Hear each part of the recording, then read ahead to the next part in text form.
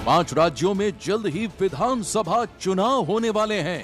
इन चुनावों में जनता किसकी चुनेगी सरकार? पार्टियां किस आधार पर मांगेंगी वोट? एबीपी न्यूज पेश करता है घोषणा पत्र।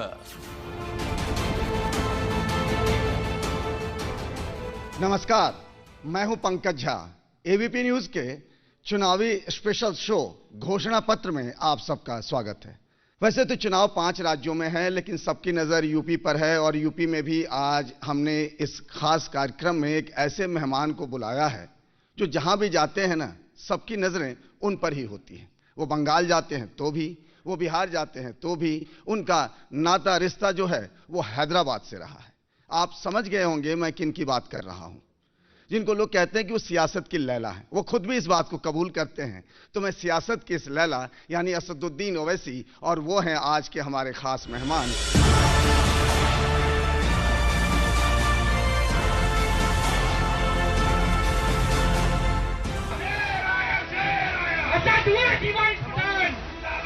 समाजवादी, कांग्रेस, बीएसपी बोलेंगे देखो देश को बचाना है ना, तो फिर तुम खामोश हो जाओ, हैं? तेवर तीखे और बोलने की शानदार शैली, अपने भाषण के दम पर चुनावी माहौल को बदल देने की ताकत रखने वाले का नाम है असदुद्दीन ओवैसी। मुस्लिम वोट, मुस्लिम वोट, मुस्लिम वोट, ऐसा पड़े हैं जैसा कि तुम्हारे बाप का खजाना है मुस्लिम वोट। उत्तर प्रदेश के चुनाव में एमआईएम प्रमुख ओवैसी पूरी ताकत के साथ उतरे हैं। मुस्लिम इलाकों में कमोबेश रोज रैलियां कर रहे हैं। बचपन में बच्चों को सुनाया जाता था, सो जाओ बेटा वरना शेर आएगा, शेर आएगा। अब ऊंचा और चुकाए, माए कह रही कि बेटा आराम से सो जाओ, मजलिस आ गई, मजलिस आ गई, मजलिस। सैकड़ों की भीड़ देखने और सुनने को आ रही है, और यही भीड़ सत्ता की चाहत रखने वालों की चिंताएं बढ़ा रही है। ओवैसी साहिब की चाहत अखिलेश यादव से गठबंधन करके चुनाव लड़ने की थी, लेकिन वो अधूरी रह गई। लिहाजा भाषणों में अखिलेश को निशाने पर रखना नहीं भूलते। तो सुनिए, तो एबीपी के चैनल पर एक मशहूर जर्नलिस्ट है पंकज साहब ने अखिलेश से पूछा कि आप ओवैसी से समझौता क्यों नहीं कर लेते? तो अखिलेश ने जवाब दिया कि ओवैसी पर बहुत से इल्जाम लगते हैं। अखिलेश साहब, इल्जाम तो हम पर ही लगता है ना। हैदराबाद और लंदन में पढ़ाई करने के बाद राजनीति में उतरे तो कभी पीछे मुड़कर नहीं देखा। विरासत में मिली सियासत को आगे बढ़ाया। 25 साल की उम्र में साल 1994 में पहली बार विधायक बने और फिर साल 2004 में हैदराबाद की सीट से सांसद बनकर दिल्ली पहुंचे। तब से अब तक वो लगातार हैदराबाद सीट से सांसद हैं।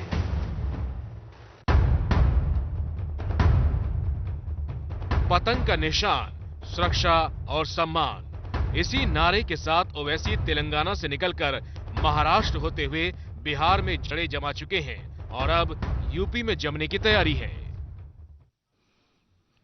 ओवैसी साहब, मैं आपसे दरखास्त करूंगा कि आपकी पार्टी को लोग यूपी में क्यों वोट दें, एआईएमएम को, और आपका घोषणा पत्र क्या है, वो संक्षिप्त में आप यहां पर कहेंगे, फिर हम सवाल जवाब का सिलसिला शुरू करेंगे।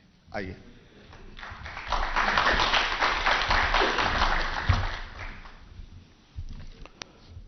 सबसे पहले एबीपी के तमाम जिम्मेदारों का शुक्रिया कि आपने मुझे यहाँ पर मदऊ किया, आने की दावत दी।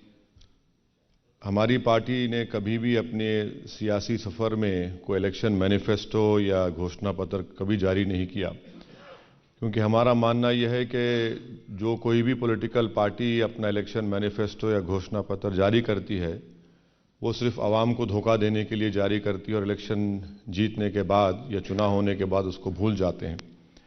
जहाँ तक आपका सवाल है कि उत्तर प्रदेश में मजलिस पार्टी को वोट क्यों दें, हमारा मानना यह है कि उत्तर प्रदेश में हर समाज का एक पॉलिटिकल इम्पोर्टेंस है, उनका वोट है, उनका नेता है, और उसी बुनियाद पर उनको उनकी हिस्सेदारी मिलती है। तो हमारी भी कोशिश ये है कि ख़ास तौर से उत्तर प्रदेश में जो 19% मुसलमान हैं, जिनकी कोई पॉलिटिकल लीडरशिप इन तमाम पॉलिटिकल पार्टीज़ ने ना बनने दिया, ना उनको सियासत में हिस्सा मिला, ना उनको एजुकेशन में, हेल्थ में, एम्प्लॉयमेंट में, और फिर आप देख रहे हैं कि 2014 से जो कंटिन्यूस मुल्क में, चाहे वो कम्युनल राइट्स के नाम पर हो या नए नए कानून जो बनाए जा रहे हैं या गौ रक्षक के नाम पर, ये तमाम वाक़यात ऐसे हैं कि जिसमें डायरेक्ट टारगेट ख़ास तौर से माइनॉरिटीज़ को, जिसमें मुस्लिम और क्रिश्चियन हैं। तो ये हमारा बोलना ये है कि जब तक जमहूरियत में किसी कम्युनिटी के पास उनकी पॉलिटिकल लीडरशिप डेवलप नहीं होगी, और वो लीडरशिप डेवलप उसी वक्त होगी जब वो कम्युनिटी अपने नुमाइंदों को अपने वोट से कामयाब करेगी, जैसा कि यादव अखिलेश को करते हैं, जाटव अब बहन जी का साथ दे रहे हैं, फिर ओबीसी के बहुत बड़ा तबका नरेंद्र मोदी के साथ है, ठाकुर योगी को अपना नेता मानता है, बाघेल हैं, कुर्मी है, कुशवाहा है। तो इन सब की एक शनाख्त है और कोई इससे डेमोक्रेसी खतरा नहीं पैदा होता। तो हम भी ये कह रहे हैं कि मुसलमानों को जमहूरियत मजबूत करना है, और मजबूत उस वक्त होगी जब हमारे मुल्क की डाइवर्सिटी और प्लुरलिज्म पॉलिटिक्स में भी रिफ्लेक्ट हो सके। आप तालियों से स्वागत करें वैसी साहब का।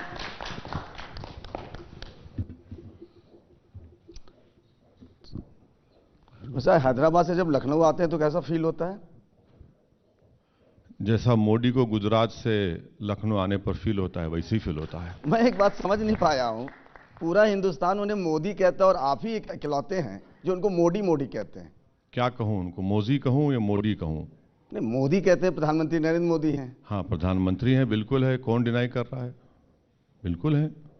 आप खुद ही कहते हैं कि आप सियासत की लैला हैं, तो जाहिर सी बात है कि आपके मजनू भी बहुत सारे होंगे, दीवाने भी बहुत होंगे।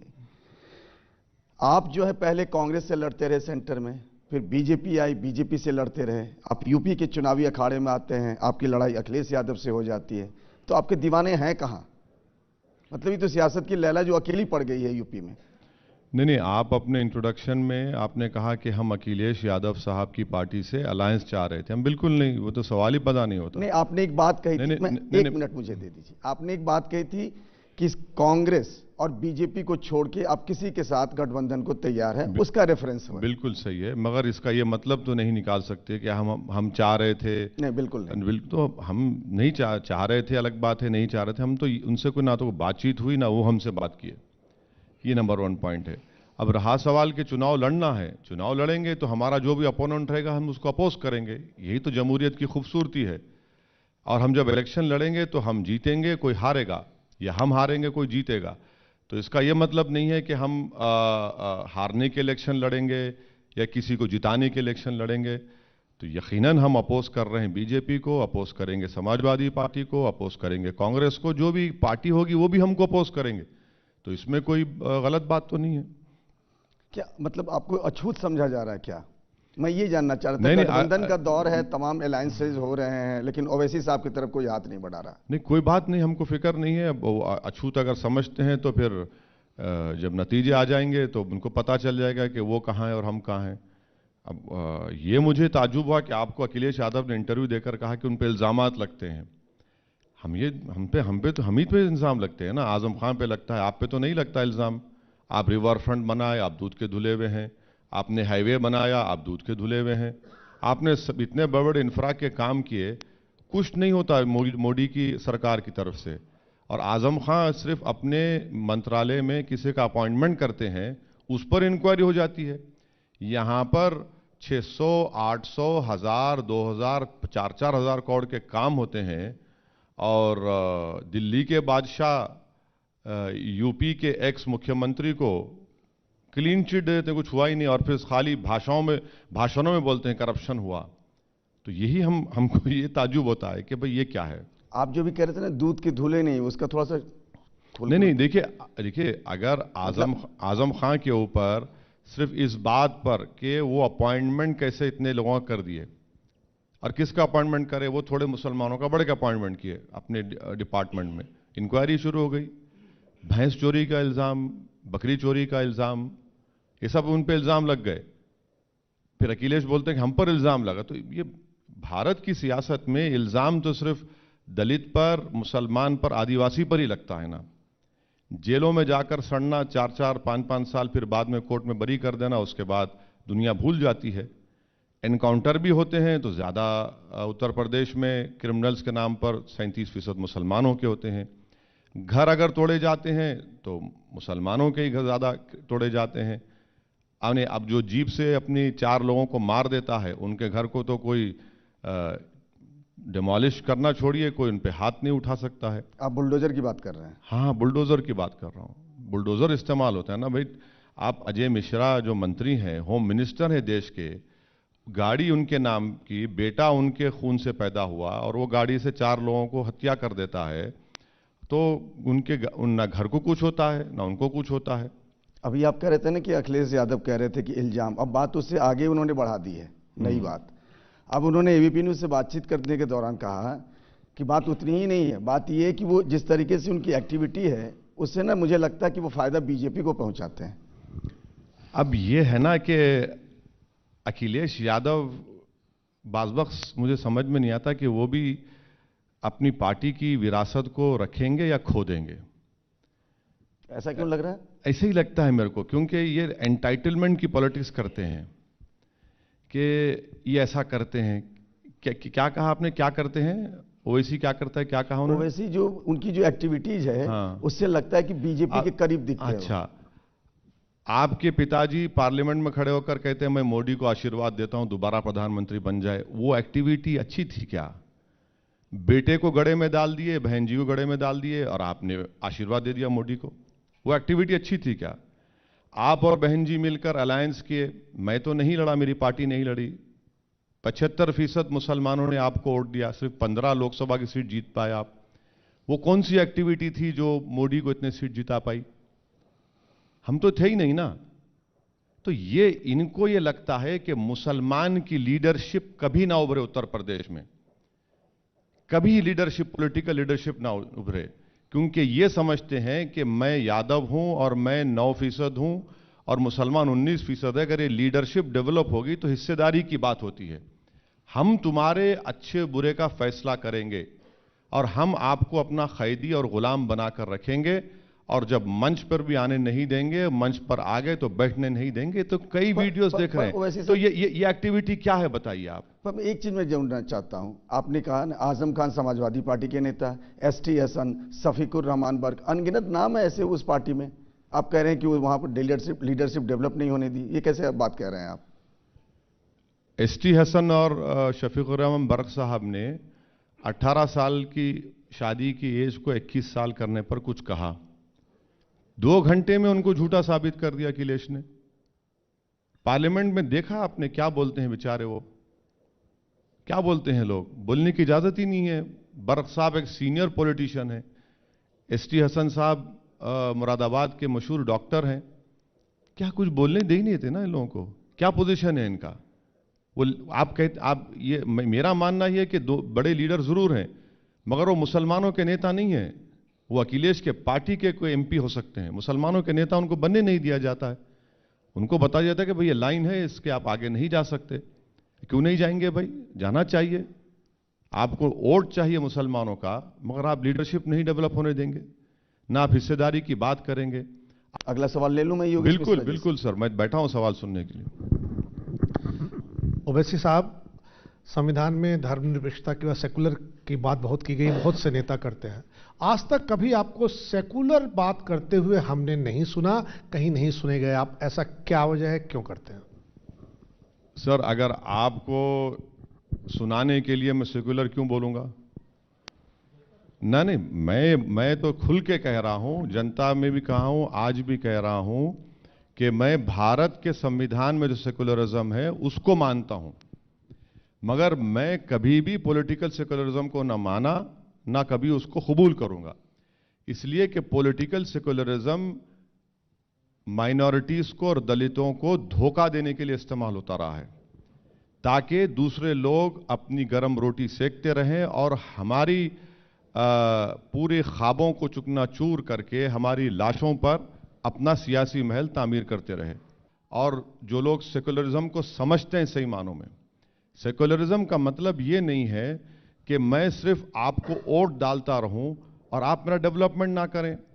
अभी आप बैठे हैं यहाँ हमारे कार्यक्रम में, एक ये असदुद्दीन ओवैसी साहब हैं, एक मंच पर होते हैं, वो आंख मूंदी किए हुए बिल्कुल दूसरे टाइप से, एक यहाँ बहुत आप इतने लंबे हट्टे कट्टे संवेदनशील इंसान लग रहा है।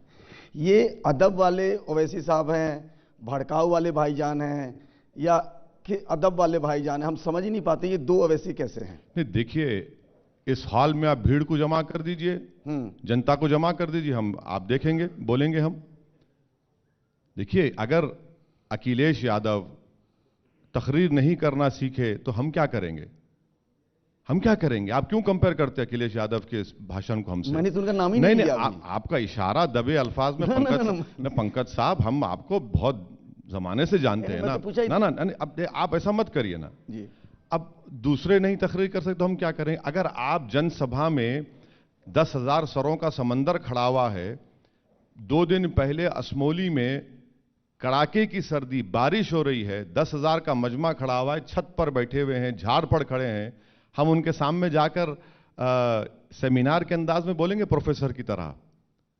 आप बताइए, मेरा मैसेज कन्वे होना है ना भाई। मेरे पास तो ना बीजेपी और समाजवादी की तरह इतनी दौलत है कि वो सरकार में थे, उनके पास क्या क्या नहीं है, क्या क्या है, वो तो वही जानते किधर है। दौलत की बात कहां से? नहीं, देखिए, वो बहुत जरूरी है कम्युनिकेशन में, आपका मैसेजिंग में, सोशल मीडिया में।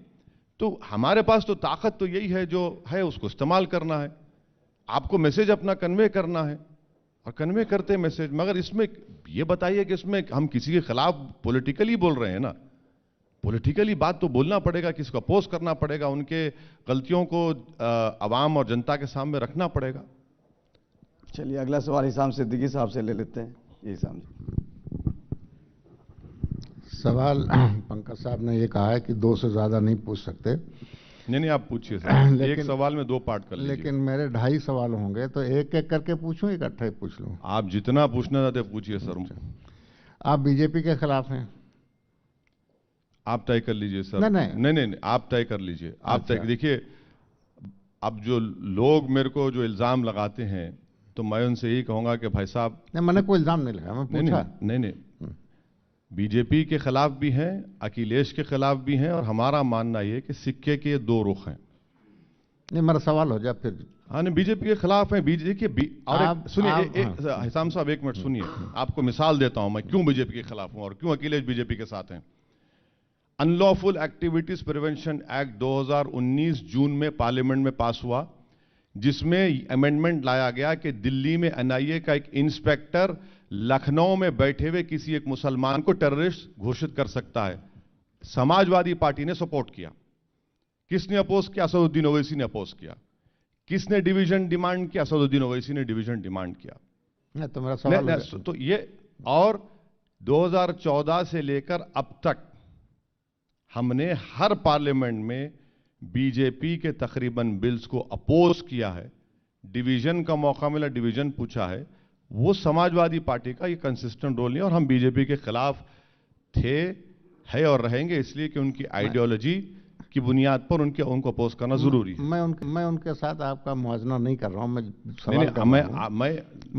यकीनन आप शरीफ आदमी, आप नहीं करेंगे। मेरा पूरा सवाल हो जाए कि आप बीजेपी के खिलाफ हैं, आप पूरे देश में कांग्रेस के खिलाफ हैं, आप अपने पड़ोस में कर्नाटक में जनता दल सेकुलर के खिलाफ हैं, आप उत्तर प्रदेश में अखिलेश के और आपकी इंफॉर्मेशन गलत है।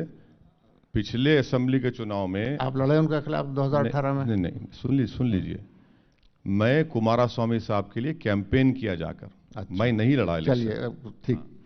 आप ममता के खिलाफ हैं, आप आरजेडी के खिलाफ हैं, तो जब सबके खिलाफ हैं तो आप मुसलमानों को अलग थलग करके कहां ले जाना चाह रहे हैं? किसके साथ हैं? मेरा मानना यह है कि आरजेडी हो, आरजेडी में अब्दुल बारी सिद्दीकी साहब का नाम सुना होगा, हिसाम साहब आपने, उनके खिलाफ असेंबली में जनता दल से एक यादव खड़े हो गए थे और पूरे यादवों ने अब्दुल बारी सिद्दीकी साहब को हरा के उस जनता दल यादव के वोट दे दिया। अब क्या करेगा मुसलमान? यहां पर अखिलेश यादव के हम खिलाफ हैं, 75% मुस्लिम ने वोट दिया। भाई जो 75% हिंदू भाइयों ने बीजेपी को वोट दिया, यादव भाग गया, तो अखिलेश यादव में हिम्मत नहीं है, ना बहन जी में है कि भाई वो पासी, धोबी, वाल्मीकि और यादव जो चला गया वो उसको नहीं बोलते कि वो वोट काट दिया। उनसे सवाल नहीं किया जाता कि तुम सेकुलरिज्म की तायद नहीं कर रहे हो। यहां पर मसला यह है कि इन तमाम को बड़ा पेट में दर्द हो जाता है जब मुस्लिम पॉलिटिकल एम्पावरमेंट की बात करते हैं। बंगाल की बारे में बात है, वहां पर सोशल इंडिकेटर्स आप देख लीजिए, बदतरीन हालात हैं। पर ऐसा ओवैसी साहब, आप जो बात कर रहे थे मुलायम सिंह यादव और अखिलेश यादव की, 2007 में यूपी के मुसलमानों ने बीएसपी का साथ दिया, 2012 में समाजवादी पार्टी के साथ रहे, बीच में 2009 का लोकसभा चुनाव हुआ, जब मुलायम सिंह यादव और कल्याण सिंह का साथ हुआ तो वो कांग्रेस के साथ भी चले गए। तो वो भी तो अपनी प्रायोरिटीज बदलते रहते हैं, उनके पास बड़ा एजेंडा है बीजेपी को हराना है। नहीं, यकीनन देखिए, वोट डालना तो किसी का जमहूरी हक है। यही तो मैं कह रहा हूं ना कि जब कोई वोट डालेगा तो अपने पसंद से डालेगा, मेरे खिलाफ भी डाल सकता है। अगर ओवैसी कल्याण सिंह के साथ फोटो के फ्रेम में आ जाता, तो अगर ओवैसी मोहन भगवत मुलायम सिंह के साथ बैठे हुए अगर मैं पीछे खड़ा होता तो वो तो फंक्शन था। अरे ही तो हम कह रहे हैं ना कि आपके लिए फंक्शन है, हमारे लिए डिसफंक्शन हो जाता ना। वो आप करेंगे तो बड़ा निराला काम है, आप कर सकते, और हम सिर्फ पॉलिटिकल एम्पावरमेंट की बात कर रहे हैं तो चरागपा हो जाते हैं। पंकज साहब बिल्कुल सही है। एक दिन आप और हम साथ चलेंगे, बगैर खामोशी से जाके देखेंगे दरी कौन बिछाता है समाजवादी के मीटिंग में, देख लीजिए। आपको ये जानकारी कौन देता है? अरे भाई, वीडियो भिजाएं क्या आपको? मैंने तो नहीं देखा। नहीं, मैं भिजाता हूं वीडियो, आपको देख लीजिए वीडियो। हम ये कह रहे हैं कि दरी क्यों बिछाएंगे आप मंच पे बैठिए। अलीगढ़ का एक 10 साल का एमएलए है जमीरुल्लाह, वो तो मैंने कहानी सुन ली। कहानी नहीं है वो, ये इनका माइंडसेट है, ये इनका बर्ताव है जो इनके दिमागों में बैठा हुआ है कि मुसलमान हमारे बाजू क्यों खड़ा हो सकता है। मुझे बताइए, आज आप आजम खान साहब को बहुत मिस कर रहे हैं। नहीं, मिस नहीं कर रहा हूं मैं देखिए, मैं उनसे नाइंसाफी हुई उसका जिक्र कर रहा हूं। वो समाजवादी पार्टी में है, हम उस समाजवादी पार्टी का अपोज करेंगे। मैं आपको एक मिसाल दे रहा हूं कि आजम खान साहब के मंत्रालय में अपॉइंटमेंट होता है तो मोदी जी उनके खिलाफ इंक्वायरी लगा देते हैं, और यहां पर रिवर फ्रंट का बड़ा नाम लेते हैं, हर मीटिंग में रिवर फ्रंट का नाम लेते हैं। दोनों एक दूसरे के खिलाफ लड़ रहे हैं। और अरे देखिए, ये आप इशारों में क्या कहना चाह रहे हैं? लड़ रहे हैं, मगर आजम जेल में क्यों है? फिर आजम के खिलाफ इंक्वायरी क्यों हो रही है? मतलब आप कह रहे हैं दोनों मिले हुए हैं जी? कौन इस टाइप की बात कह रहे हैं आप? कौन? आप मतलब समाजवादी पार्टी और बीजेपी के बीच? उस मामले में मिले हुए हैं, मलाई खाने के मामले में। कौन से मामले में? जो मलाई खाने का मामला है उसमें मिले हुए हैं, और जहां पर आजम की बात आ जाती है उनको केस बुक हुआ था उनके ऊपर। ये हो रहा है ना भाई। बीजेपी के आप हर जनसभा में सुनिए करप्ट हैं, उसमें ये किया, भाई तो करते क्या है फिर? आप कुछ नहीं करते ना। जांच चल रही है बहुत सारी। हाँ, जांच तो आजम के खिलाफ भी जांच चलनी चाहिए थी। जांच क्यों? जांच भी हो गई और उनको जेल में भी डाल दिया, और बकरी चोरी का। और मुझे बड़ी हैरानी हो रही है, मुजफ्फरनगर दंगों के बाद आजम साहब के साथ यकीनन वो आजम खान साहब नहीं, हमने जो कहा उस पर आज भी हम स्टैंड करते हैं। इसीलिए हम कह रहे हैं कि नंबर ऑफ मुस्लिम्स जीतना जरूरी नहीं है, ऐसे मुस्लिम एमएलए जीते जो सच्चाई को बयान कर सकें, जो जुल्म के खिलाफ हक के लिए लड़ें। ओवैसी साहब, आप बहुत अच्छे कम्युनिकेटर माने जाते हैं। आप जब भाषण देते हैं तो बहुत जोशीले भाषण होते हैं आपके बारे में कहा जाता है कि आप जब बोलते हैं तो आप बोलते नहीं बल्कि गरजते हैं। लेकिन ऐसी क्या वजह है कि आप पर वोट बरसते नहीं? कहां आपको लगता है चूक है, जबकि आप बहुत अच्छे कम्युनिकेटर हैं? सर, ये बात होगी ना कि लोग सुनने तो आते हैं, सुनने नहीं आते हैं। देखिए, सीएसडीएस का डेटा है कि हर पॉलिटिकल पार्टी की जनसभा में जो लोग आते हैं उसमें से 25% उस पार्टी को वोट नहीं देते। बिहार में हमको कामयाबी मिली, महाराष्ट्र में हमको कामयाबी मिली, 22 साल के शिवसेना के एमपी को हमने हराया। हमारे वहां 2 विधायक भी हैं महाराष्ट्र में। हां, बंगाल के जो चुनाव था बिल्कुल ही शॉर्ट टाइम मिला, हमारा संगठन मजबूत नहीं था, और फिर बीच में कोविड की सेकंड लहर इतनी तेजी से बढ़ गई, तो यकीनन वो हम लोग जिस तरह से ऑर्गेनाइजेशन को मजबूत करना था नहीं कर सके। मगर अब की बार उत्तर प्रदेश में मुझे यकीन है कि पहले से बेहतर हमारा परफॉर्मेंस होगा। वैसे साहब, ये जो यूपी का जो चुनाव है ना, कहा जा रहा है कि ये 2024 के चुनाव से पहले सेमीफाइनल जैसा है। अमित शाह जी कह चुके हैं 2022 में योगी की जीत, 2024 में मोदी की जीत है। आपको क्या लग रहा है कि मोदी यहां चुनाव लड़ रहे हैं या योगी चुनाव लड़ रहे हैं? ब्रांड किसका स्टेक पे है? नहीं, अब देखिए, मैं तो कोई एडवर्टाइजमेंट कंपनी का एमडी नहीं हूं कि ब्रांड के ऊपर बात करूं। नहीं, आप तो चुनाव में जा रहे हैं। नहीं, मेरे को ये लग रहा है कि बीजेपी के खिलाफ यहां पर बहुत एंटी इनकम्बेंसी है। बीजेपी के खिलाफ यहां पर महंगाई के ऊपर बहुत नाराजगी है, पेट्रोल डीजल के ऊपर नाराजगी है, जीएसटी जो बनियन से लेकर साबुन तक लगा दी गई उस पर नाराजगी है। कोविड के सेकेंड वेव में योगी सरकार और मोदी सरकार ने जो लोगों को बिल्कुल यतीम और लाचार बनाकर उनके हाल पर छोड़ दिया, वो लोग अभी तक नहीं भूले हैं। तो ये नाराजगी तो हम देख रहे हैं, ये नाराजगी बहुत है। अब इसको, जैसा कि सर ने कहा कि उसको कैसे वोट में कन्वर्ट किया जाए, that is the main challenge. वो मेन चैलेंज है। वो चैलेंज आपको नहीं लग रहा ना कि अपोजिशन में वो दिख नहीं रहा? आप अखिलेश यादव की भी बात करते हैं, कांग्रेस की भी हालत देखिए, आपके सामने भी खुद वो चैलेंज था। आपको लग रहा है मोदी के सामने जो विपक्ष है वो, उसमें उतनी ताकत नहीं बची है कि मोदी से वो मुकाबला कर सके? देखिए, मैं एक भारत की डेमोक्रेसी का स्टूडेंट हूं, पॉलिटिक्स का, और इसमें इस मुल्क में कई ऐसे इस तरह के मरहले आए जब लोग ये समझ रहे थे कि एक खद्दावर नेता है और कोई है ही नहीं सामने, तो देश की जनता ने कहा कि नहीं, हमने तुमको बनाया था, अब तुमको घर में बिठाएंगे। तो ऐसा होता आया और होगा। अगर कोई ये समझ रहा है कि मोदी अनबीटेबल है, तो देश की जनता कहेगी कि हमने आपको प्रधानमंत्री बनाया, आपको अपॉइंट नहीं हो चुके हैं, तो देश की जनता ही तय करेगी वो। तो ये बोलना बिल्कुल गलत है कि कोई स्ट्रांग अपोजिशन नहीं है, वायबल नहीं है। तो ये देश की जनता इंदिरा गांधी को भी हरा दिए, देश की जनता अटल बिहारी वाजपेयी को भी हराई, ये भी हारेंगे इंशाल्लाह। फिक्र क्यों कर रहे हैं आप? सपने अपने आप देखते हैं कि नहीं देखते हैं? नहीं, अखिलेश यादव के और हरनाथ साहब तो सपने में एक को, दोनों को श्री कृष्ण नजर आ गए। अब ये अजीब बात है कि सपने में आकर इनको कह रहे हैं कि भाई बाबा योगी आदित्यनाथ जो है वो मथुरा से लड़ें, और अखिलेश यादव साहब ये कह रहे हैं कि उनको कृष्ण ने आकर कह दिया कि बेटा तू बन गया है मुख्यमंत्री, तो भाई आप दोनों चले जाइए ना, जाकर भगवान का नाम लेकर गवर्नर को बोलिए कि हमको बना दीजिए मुख्यमंत्री, शपथ दिला दीजिए। ये क्या मजाक है कि ख्वाबों को देखकर आप करेंगे? आपके ख्वाबों में ना, योगी के ख्वाब में गंगा पर तैरती हुई लाशों के नज़ारे ख्वाब में नहीं आते? हाँ, आपको वो ख्वाब नजर नहीं आता कि 70 लाख नौकरियां आपने देने का वादा किया, उन ख्वाबों को आपने चुकनाचूर कर दिया जो आपको वोट दिए थे। ये सपनों के सौदागर पिक्चर में अच्छा नजर आता है। अपने लिए हम ख्वाब क्या देखेंगे? कितना ख्वाब देखेंगे? आज हम यहां तक पहुंच गए, हम तो सोचे भी नहीं थे 94 में कि एक दिन घोषणा पत्र में पंकज झा के सामने बैठकर हमारा इंटरव्यू होगा।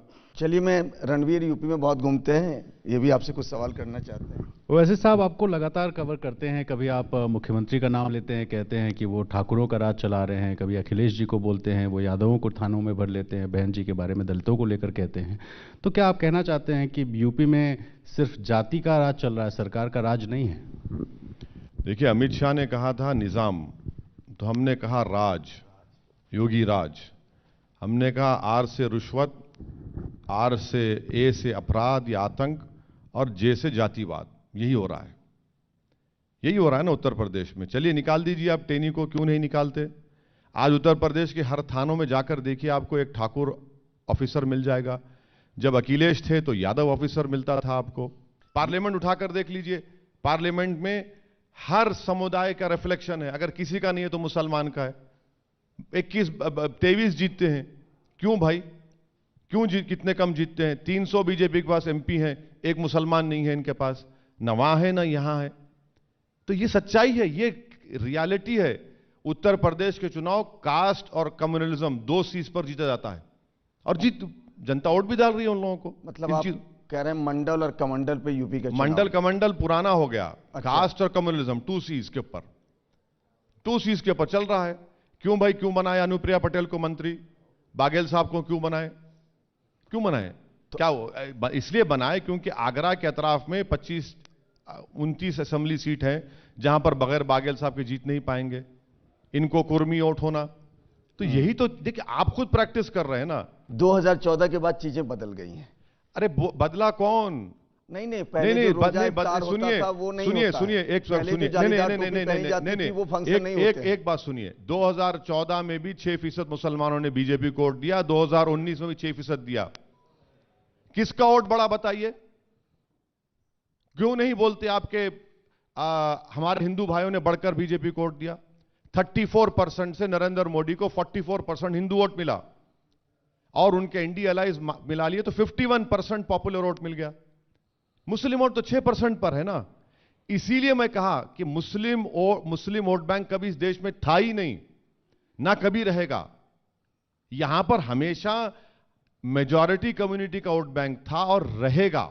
तो फिर जो ये सारी चीजें होती थी, सारी तमाम पॉलिटिकल पार्टियां करती थी, आपने खुद देखा होगा 2014 तक ये सब होता था। क्या ये तो उसी मुस्लिम वोटर के लिए होता था ना। यही तो हम कह रहे हैं कि ये मुस्लिम वोटर को दिल बहलाने के लिए, उनको धोखा दिलाने के लिए कि भाई तुम्हारा वोट है, तुम बड़े वोट हो। कहे का वोट तुम्हारा भैया? 50,000 मुसलमान बेघर हो गए मुजफ्फरनगर में पार्टीशन के बाद, और उसके बावजूद भी आप बोलते हैं आप सेकुलर हैं समाजवादी पार्टी को। जला अकबर अली साहब का सवाल है सर आपके लिए। सर ऐसा है कि कहा जाता है कि नाम जो है इंसान का, जो वालिदैन नाम रखते हैं, उसका शख्सियत साजी में बहुत अहम रोल होता है। आपका नाम माशाल्लाह असद है यानी शेर है, इसलिए हमारे मुसलमान जो नौजवान लड़के हैं वो आपसे बहुत मुतासिर हैं और आपकी जोशीली तकरीरों पर अपनी जान देते हैं।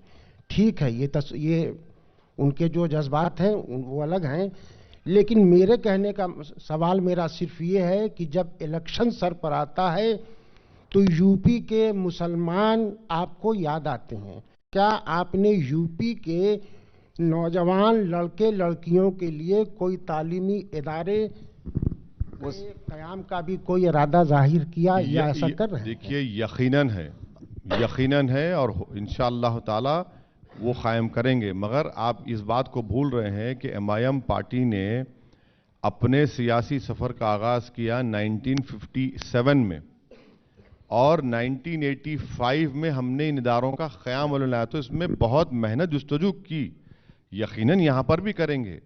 मगर पॉलिटिकल एम्पावरमेंट से ही तो सब चीज़ें आती हैं ना। अगर मैं पॉलिटिकल एम्पावरमेंट को नहीं जाऊंगा तो फिर वही हो जाएगा कि भाई आप तो वोटों का सौदा कर रहे हैं। पॉलिटिकल एम्पावरमेंट से ही ये तमाम चीजें आएंगी। जब ये तीनों कृषि कानून वापस लिए गए तो आपको याद है आपने मोदी जी के लिए क्या कहा था? नौटंकीबाज कहा था आपने। जी। तो प्रधानमंत्री के लिए आप ये सब भाषा का इस्तेमाल करेंगे? देखिए, प्रधानमंत्री के 3 यार हैं। एक में ड्रामा है, एक में फसाद है। तो ड्रामा पहले आता है। भाई आपने कानून बनाया क्यों? पहले ये आपने बनाया क्यों? जब पार्लियामेंट पुकार कर अपोजिशन कह रहा था कि मत बनाइए, इससे नुकसान होगा, खुद शिरोमणि अकाली दल वो अपोज कर रही थी, आपको छोड़ना पड़ा, आप नहीं सुने।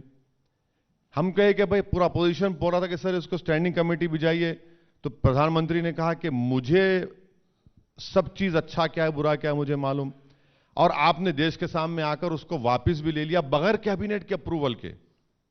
कैबिनेट में अप्रूवल होकर आप देश को बताते कि मेरी कैबिनेट ने, तो अब इसको क्या बोलेंगे आप? अरे ड्रामाबाजी नहीं है तो क्या है फिर ये? 700 लोग मर गए सिर्फ आपकी अना की ईगो पर, नहीं मुझे बनाना है, मुझे करना है। 700 लोग आज मर गए ना, आप कानून तो वापस ले लिए, मगर उन 700 परिवार का क्या होगा? बोलूंगा बुरी बात क्या है उसमें? मैं गाली तो नहीं दे रहा हूं ना उनको। कानपुर में आप क्यों आप कह रहे थे कि योगी जी मठ में चले जाएंगे, आप पुलिस अफसरों को धमकी दे रहे थे? देखिए आप लोग भी शिकार हो गए बीजेपी आईटी सेल के। ना हम सुनिए 2 रुपए मिलते हैं उनको एक झूठ ट्वीट करने के। आप आजकल इतनी जानकारी कहां से रखते हैं? समाजवादी पार्टी में ये हो रहा है, वहां 2 रुपये मिल रहा है। अरे आपको एक ऑल्टरनेट मीडिया है जो सच्चाई को लिख रहा है। अच्छा, वो लिख रहा है, अभी जिंदा है अभी वो जी। तो हमने कहा था, ये बीजेपी वालों ने हमारी 45 मिनट की तकरीर में 45 सेकंड का कट एंड पेस्ट करके चला दिया। उसके बाद हमने 3-4 घंटे का पुकारने दो बच्चों को जितना पुकारते। उसके बाद हमने 5-4 घंटे के बाद हमने 2 मिनट की पूरी तकरीर डाल दी।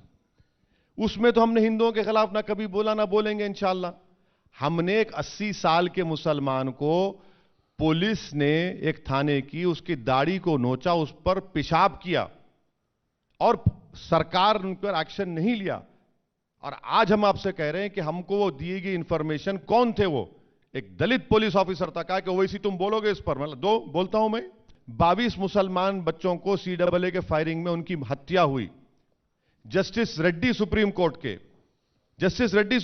के जज, justice Shah Delhi high court के चीफ जज, उनकी रिपोर्ट है लखनऊ में। एक FIR इशू नहीं होता। वैसे साहब एक बात पूछूं जी, आप चुन चुन करना है, कभी यूपी पुलिस के अफसर, कभी समाजवादी पार्टी के, कभी बीजेपी के IT सेल, ऐसी ऐसी खबरें लाते हैं जिससे मुस्लिम समाज को डराते हैं।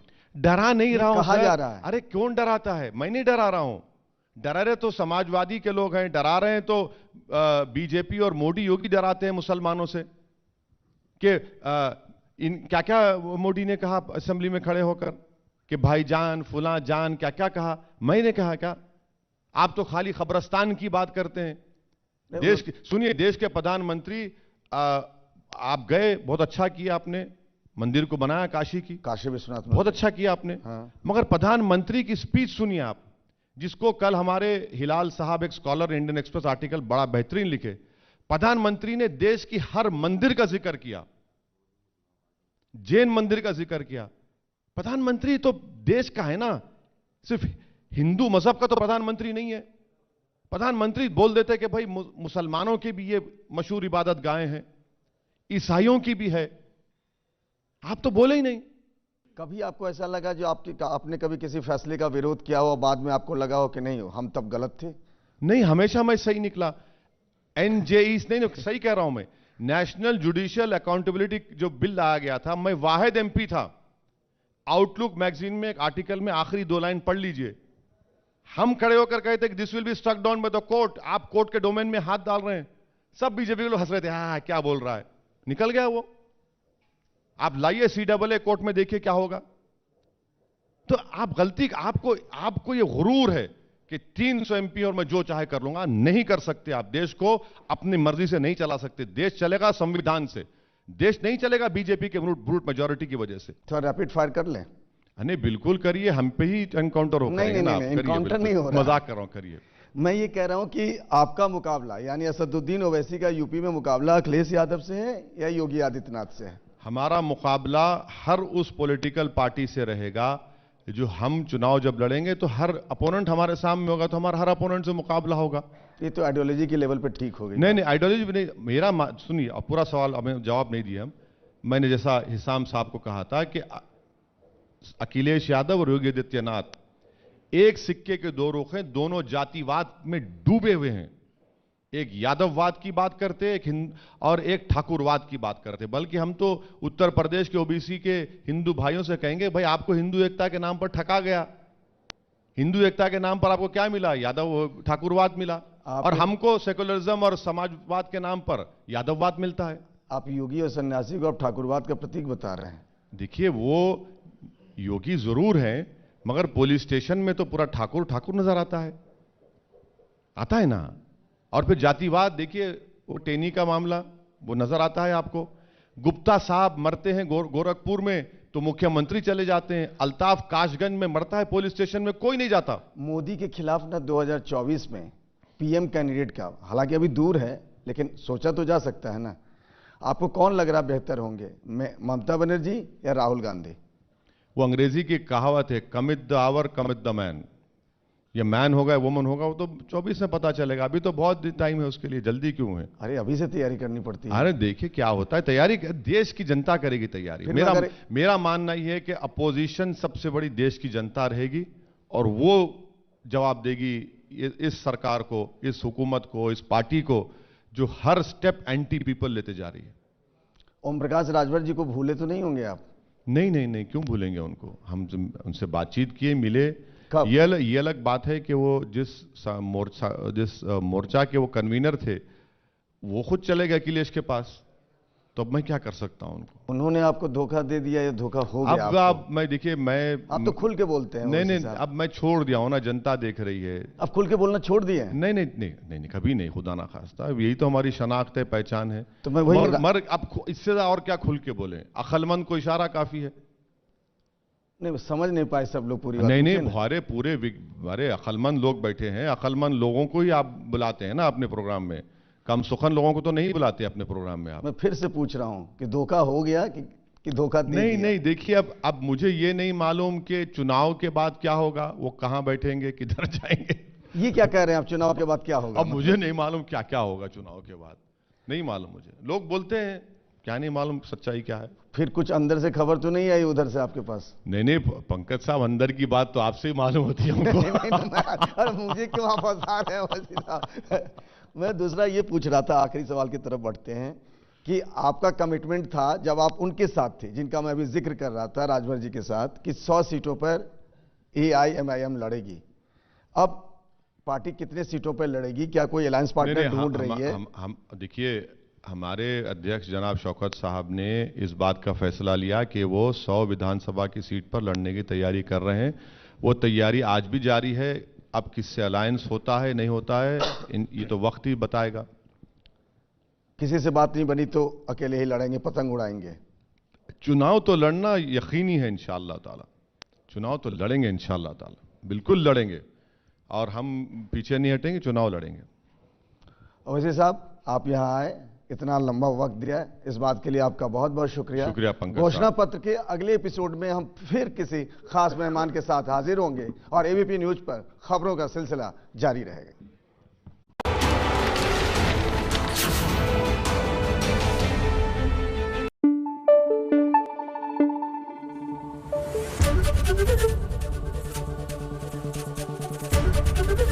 ABP न्यूज आपको रखे आगे।